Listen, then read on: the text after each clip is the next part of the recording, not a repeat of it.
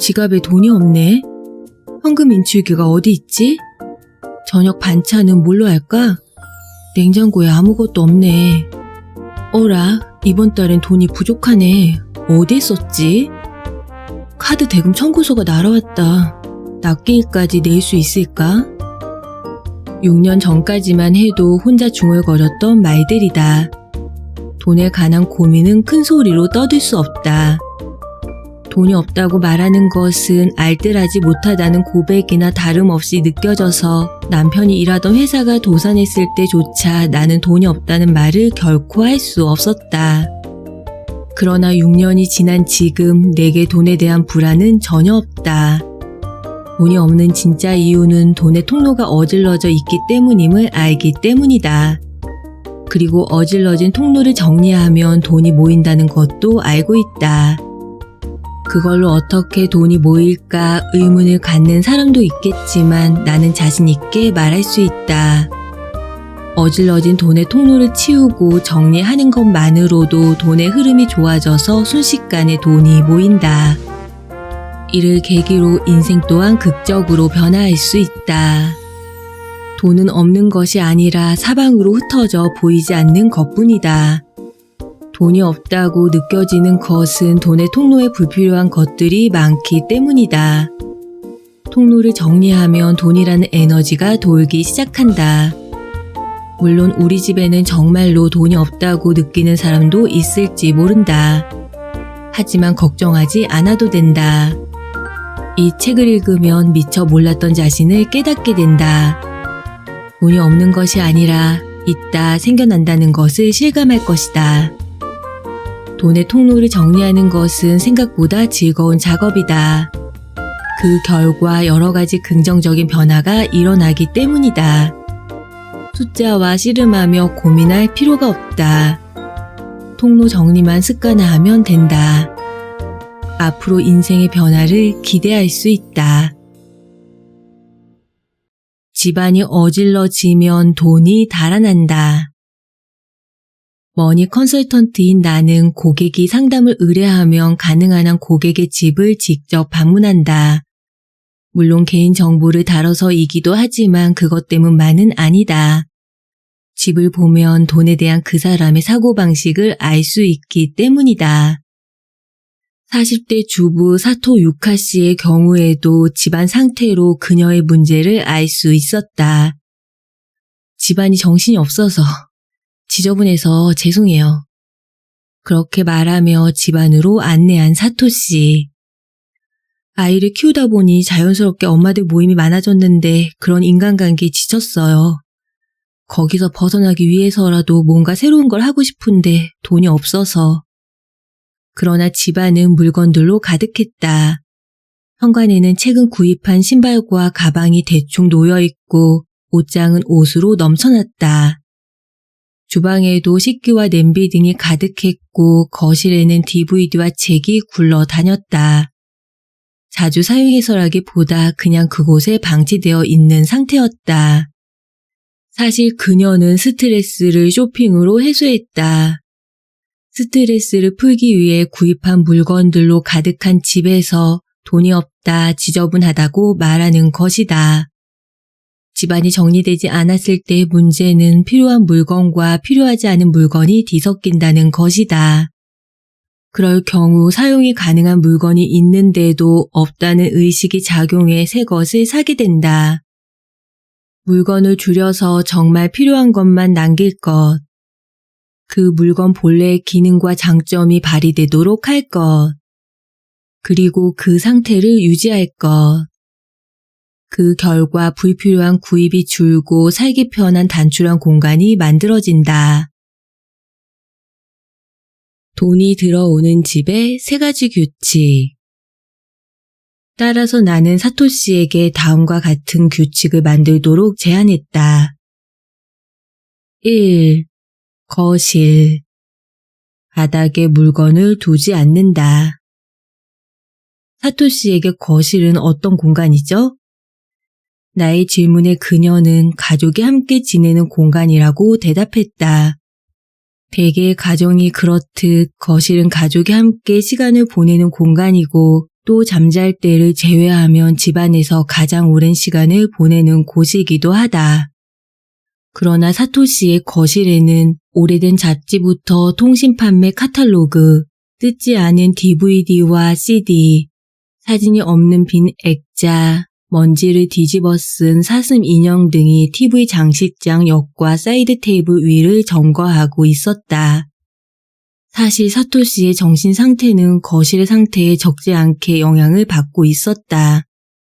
물건들로 실내가 어질러져서 청소도 어렵고 물건을 구입하는 데도 악영향을 미치고 있었던 것이다. 집에 있는데도 똑같은 것을 두세 개씩 구입한다.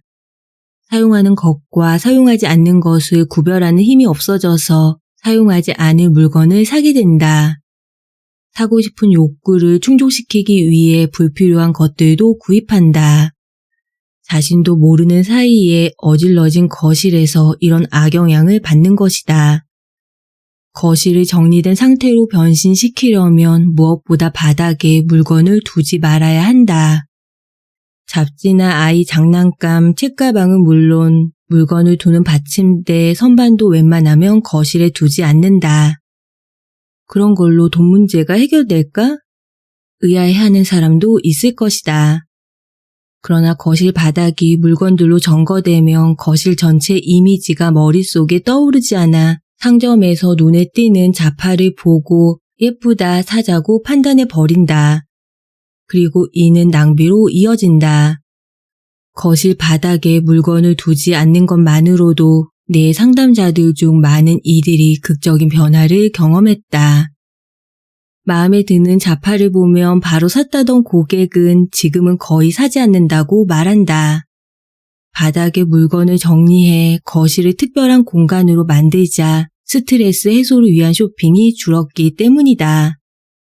거실에 수납 선반이나 책장을 두지 않으면 자파나 책을 수납할 공간이 없어지기 때문에 저절로 정리가 된다. 그 결과 깨끗한 상태를 유지하고자 가능한 한 필요한 물건을 구입하지 않게 된다.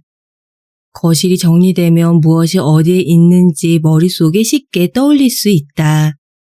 그러면 마음에 드는 물건을 봐도 정말 자신에게 필요한지 거실 분위기에 맞는지 상상할 수 있다.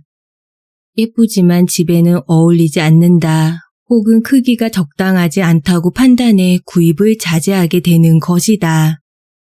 거실 바닥에 물건을 두지 않음으로써 공간을 정리하면 물건을 구입할 때도 그것이 자신에게 정말 필요한지 어떤지 음미할 수 있게 된다.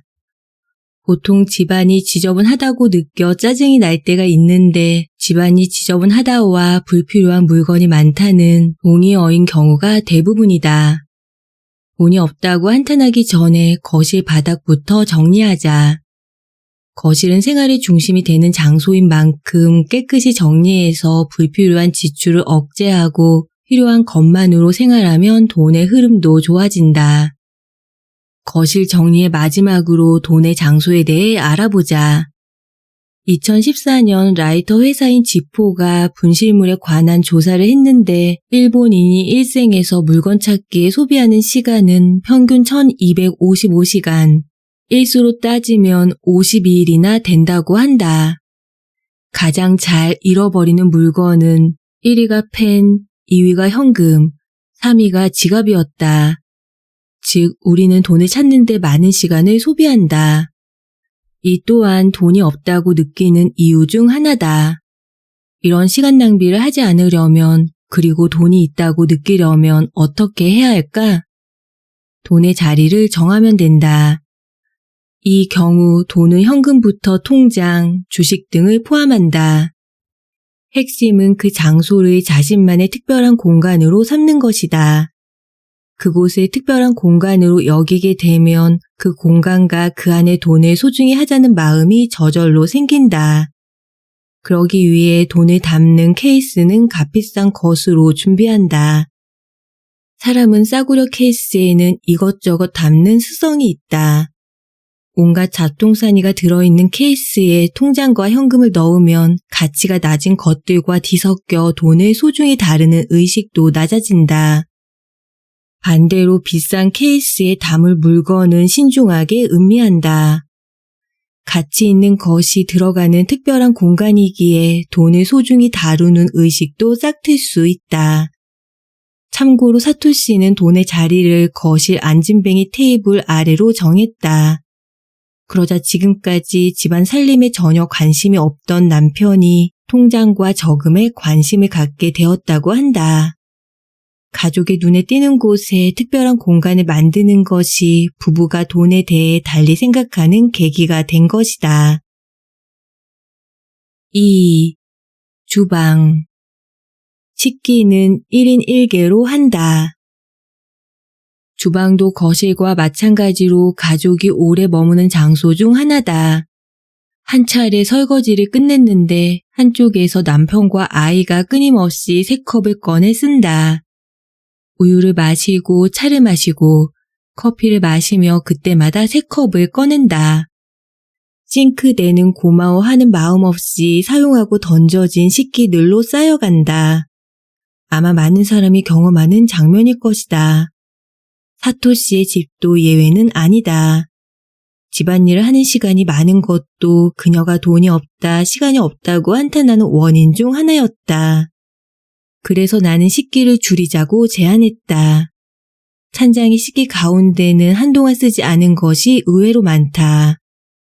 한 달, 두 달, 그 중에는 1년 동안 한 번도 꺼내 쓰지 않은 것도 있을 것이다.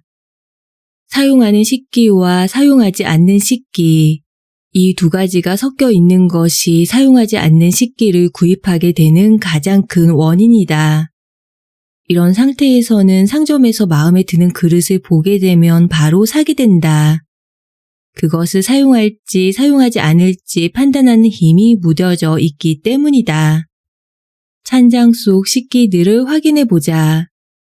정말 필요한 것은 전체의 몇 %나 될까? 20% 정도라는 사람도 많다. 먼저 불필요한 식기가 많다는 것을 직접 눈으로 확인하고 거기서 사용하는 식기만 골라내는 작업부터 시작하자. 내가 제안하는 것은 1인 1식기다. 한 사람이 밥그릇, 국그릇, 접시, 작은 접시, 덮밥용 사발, 머그컵, 숟가락, 젓가락, 포크를 하나씩만 사용한다. 마음에 드는 식기를 하나씩 고르고 나머지는 버린다. 이렇게 하면 다음과 같은 이점이 생긴다. 불필요한 식기를 구입하지 않게 된다. 찬장 속 식기의 위치가 정해져서 정리하기 쉽다. 먹는 양이 일정해져서 건강에 좋다. 식구들이 매번 새 컵을 꺼내 쓰지 않는다. 식구들이 스스로 자기 컵을 씻어 사용한다. 설거지 시간이 단축된다. 1인 1식기에 더해서 반찬에 담는 보존 용기, 손님이 방문했을 때를 위한 큰 접시, 개인 접시, 나이프, 포크, 스푼 세트만 있으면 충분하다. 손님용은 평소에는 사용하지 않도록 따로 보관한다. 식기를 정리할 때는 만약 이것이 없었다면 당장 구입했을까 하는 필요도를 판단 기준으로 삼는다. 만일 구입하지 않을 거라고 생각했다면 그 식기는 불필요한 것인지도 모른다. 그런 건 버려도 된다. 가령 꼭 갖고 싶은 식기를 봤을 때도 1인 1식기 원칙을 떠올려 지금의 식기와 바꿀 만큼 갖고 싶은지를 생각한다. 그래도 갖고 싶다면 지금 사용하는 것과 바꾸고 기존의 식기는 버린다. 굳게 마음먹은 사토시. 사용하는 식기와 사용하지 않는 식기를 선별한 후 스스로도 크게 만족했는데 한 번에 너무 많은 식기를 정리해 버리자 남편과 자녀의 불평이 쏟아졌다. 스푼이 없어. 그 그릇 버렸어? 접시가 부족해. 식기를 정리하면서 자신이 갖고 있는 물건뿐 아니라 가족의 기분도 알게 되었다. 결국 남편이 필요로 하는 덮밥용 사발과 큰 접시는 다시 찬장으로 돌려놓았다고 한다. 가족이 쓰는 식기는 가족들과 상의한 뒤에 정리하자. 식기뿐만 아니라 양배추용 채칼, 거품 제거 국자, 샌드위치 메이커, 스키야키 냄비, 캐릭터 물병, 와인의 공기를 빼는 도구 등 주방에는 편리할 것 같아서 구입한 물건들이 언젠가 쓸지 모른다는 생각과 함께 서랍 깊숙한 곳에서 잠자고 있다. 그러나 언젠가 쓸지 모른다는 건 매우 위험한 생각이다. 장을 보러 갔을 때 이러한 충동에 휩쓸려 불필요한 것까지 사게 되기 때문이다. 언젠가 쓸지 모른다는 생각을 없어도 된다로 바꾸자. 그러기 위해 집안 물건을 줄여야 한다. 필요한 물건으로만 채워졌다는 것을 깨달으면 불필요한 물건을 사는 일도 없다. 프라이팬과 냄비는 자녀에게 물려줄 것을 생각하고 사용한다. 이탈리아에 사는 지인의 이야기로는 이탈리아에서는 새 물건이나 유행하는 것보다 오래된 것, 손때 묻은 것을 훨씬 자랑스럽게 여긴다고 한다. 그래서 할머니가 사용했던 프라이팬과 냄비를 물려받아 사용한다. 대대로 물려받은 냄비로 요리를 하면 틀림없이 맛있다는 마음도 작용할 것이다. 그런 마법의 냄비는 단순히 냄비가 아니라 부적 같은 존재다. 그렇기 때문에 대대로 소중히 여기며 사용해야 한다는 생각도 생겨나는 것이다. 주방에는 자녀에게 물려줄 것이 있다. 반면에 버리는 게 좋은 것도 있다. 그것들의 가치를 정하는 것은 우리 자신이다. 3. 옷장. 하나를 사면 하나를 버린다. 사토시가 돈이 없다고 하는 데는 어질러진 옷장에도 원인이 있었다. 남편의 용돈은 한 달에 30만 원. 그녀의 용돈은 정해져 있지 않다. 즉, 무제한이다. 그래서 계절이 바뀔 때마다 옷으로 넘쳐나는 옷장은 거들떠 보지도 않고 입을 옷이 없다며 쇼핑에 나선다.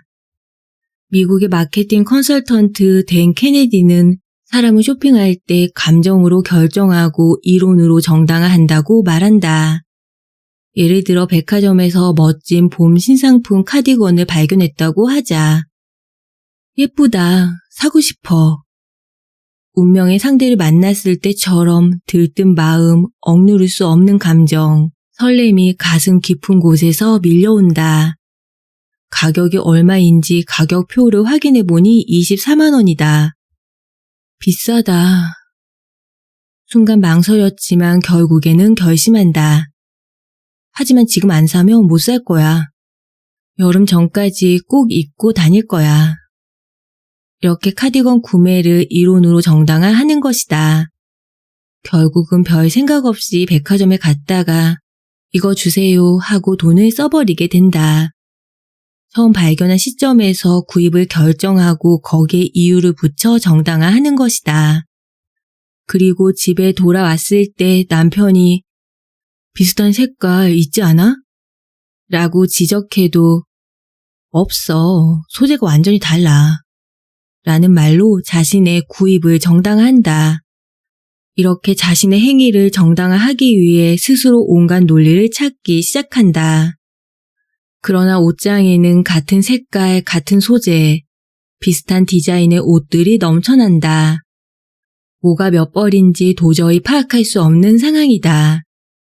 이렇다 보니 옷장은 충동적으로 구입한 옷으로 넘쳐난다.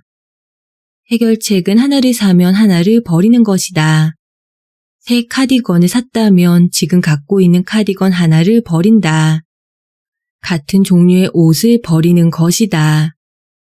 옷장 속의 옷을 항상 같은 수로 유지하는 것이 중요하다. 새 것을 사기만 하는 게 아니라 새 것과 헌 것을 교환한다는 개념을 갖는 것이다. 그렇게 하면 옷을 사고 싶어도 이것을 사면 어떤 것을 버려야 할까 생각하게 되어 충동 구매를 억제할 수 있다. 그러고 보니 같은 색깔의 카디건이 있네. 아직은 그걸 입을 수 있어. 라고 이성적으로 판단하게 된다. 그 결과 멋있다, 사고 싶다, 예쁘다는 단순한 이유로 옷을 구매하는 일도 줄어든다. 또 옷장 속의 옷들을 정리해 어떤 위독과 어떤 스커트가 어울릴지 머릿속으로 상상할 수 있으면 옷 하나를 사는데도 신중하게 선택하게 될 것이다. 옷이 어울릴지를 고려해 구입할지 말지 이성적으로 판단할 수 있기 때문이다. 옷장을 정리함으로써 옷차림에 더욱 신경 쓰게 되고 낭비도 줄어서 돈이 정리된다. 그렇기는 하지만 쇼핑을 너무 좋아해서 참을 수 없다는 사람도 있을 것이다. 그런 사람은 쇼핑할 때 우리 마음에 일어나는 두 가지 심리를 알면 무조건 물건을 구입하기 전에 침착하게 생각할 수 있을지도 모른다. 상점에서 98,000원짜리 물건을 48,000원에 할인해서 판다고 하자. 할인 가격표를 본 순간 우리는 운이 좋다, 할인이다 생각하고 기꺼이 구입하는 경향이 있다. 이를 앵커링 효과 또는 정박 효과라고 한다. 처음 본 숫자와 정보가 인상에 남으면 그것이 구매할 때의 판단 기준이 되는 심리효과다. 48,000원이 싸다고 느끼는 것은 98,000원이라는 가격표가 붙어있기 때문이다. 이런 심리효과에 속지 않고 물건 자체의 가치를 냉정히 판단해 구입해야 한다. 우리는 본능적으로 미래의 이익보다 눈앞의 이익을 우선하는 경향이 있다. 미래를 위해 돈을 모으는 것이 아니라 지금 입고 싶은 옷에 돈을 쓰는 것은 이런 현재 편향이라는 심리효과 때문이다. 이는 우리가 지금 당장 갖고 싶다는 감정을 억누르기 어렵다는 것을 증명한다. 입고 싶은 원피스를 봤을 때 정말 사야 하는 건지 어떤 건지 24시간 동안 생각해보자. 집 옷장에서 비슷한 색깔과 디자인의 원피스를 발견할지도 모른다. 이런 방법으로 집을 정리한 사토시에게는 다음과 같은 변화가 있었다. 거실 바닥에 물건을 두지 않자 지금까지 월 3만 원 넘게 구입했던 잡지를 더 이상 사지 않게 되었다. 돈의 자리를 정하자 돈에 대해 남편과 대화할 기회가 많아졌다. 식기를 1인 1개로 하자 설거지에 걸렸던 시간이 하루에 5분이나 단축되었고 그 결과 수도세도 줄었다. 불필요한 그릇을 사는 습관이 사라졌다. 옷을 하나 살 때 하나를 버리자 월 의복 구입비 30만 원이 15만 원으로 줄었다. 이렇게 그녀는 집을 정리하는 작업에 도전해 주었고 결과는 성공적이었다. 스트레스가 쌓여 쇼핑을 반복하고 그 결과 넘쳐나는 물건들로 생활을 관리할 수 없었던 사토시. 그런 그녀에게 큰 변화가 일어났다. 낭비가 줄었을 뿐 아니라 필요한 물건만으로 집안을 채운 심플한 생활로 정신적인 만족감을 얻게 된 것이다. 물건을 줄임으로써 티셔츠 한 장, 식기 하나에도 애착이 생기자 이미 있는 물건만으로도 만족스러운 생활을 할 수 있게 되었다. 이는 그녀가 예상하지 못했던 결과였다. 지금은 쇼핑보다 요가나 여행 등의 체험에 흥미를 갖게 되었다. 그녀는 집에서 요가 교실을 열기 위해 강사 자격증을 따는 것을 목표로 열심히 노력하고 있다. 그녀의 꿈은 넓은 거실에서 수많은 만남을 만들어 줄 것이다. 매일의 생활 속에서 자신이 소중히 하고 싶은 것은 무엇일까? 그것을 느끼는 연습을 하기 위해서라도 집을 정리해야 한다. 바닥을 청소하고 식기를 정리하고 옷장의 규칙을 정한다. 아침부터 시작해 하루 안에 전부 끝내버리자. 간결하고 감사하는 마음으로 살아가는 것만으로도 물건과 자기 자신의 가치를 느낄 수 있다. 그것이야말로 정신적인 만족감을 준다.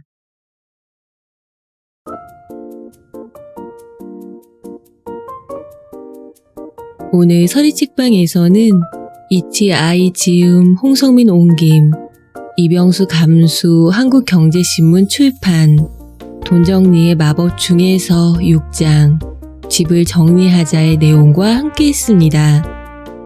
31살 때 육아와 일로 인한 스트레스로 메네에르 병을 얻고 리먼 사태 영향으로 남편이 다니던 회사가 도산해 두 자녀를 둔 부모로서 생계가 막막해지는 공포를 경험한 저자는 앞이 보이지 않는 불안 속에서 돈의 통로를 정리하자 낭비가 줄고 돈이 모이기 시작하는 것을 깨닫고 직접 방법론을 확립해 주위에 알리기 시작했다고 합니다. 그로부터 얼마 지나지 않아 돈이 모이고 미래에 대한 불안이 사라졌다는 주위 사람들의 증언이 잇따르자 그 경험을 토대로 주부를 대상으로 돈에 대한 고민을 들어주는 컨설팅과 창업 지원을 시작해 사업가와 강연가로 살고 있는 지금에 이르렀다고 하는데요. 지갑, 통장, 냉장고, 수첩 등과 함께 돈의 통로를 할 수 있는 집안이 어질러지면 정신이 산만해지듯이 돈도 사방으로 흩어진다는 주장이 인상 깊은 책입니다. 물건을 줄여서 정말 필요한 것만을 남길 때 그 물건 본래의 기능과 장점이 발휘되고 돈이 저절로 모이는 공간을 연출할 수 있다고 하니 거실 바닥에 물건을 두지 않고 식기는 1인 1개로 하며 옷은 하나를 사면 하나를 버린다는 규칙. 오늘부터 한번 실천해 보면 어떨까요? 오늘도 한 권의 책과 함께 소중한 시간 나눠주셔서 감사합니다. 행운과 행복이 가득한 하루 보내시고 여유롭고 따뜻한 밤 시간 되시길 바랍니다. 세상은 뷰티풀, 인생은 원더풀. 당신이 최고입니다.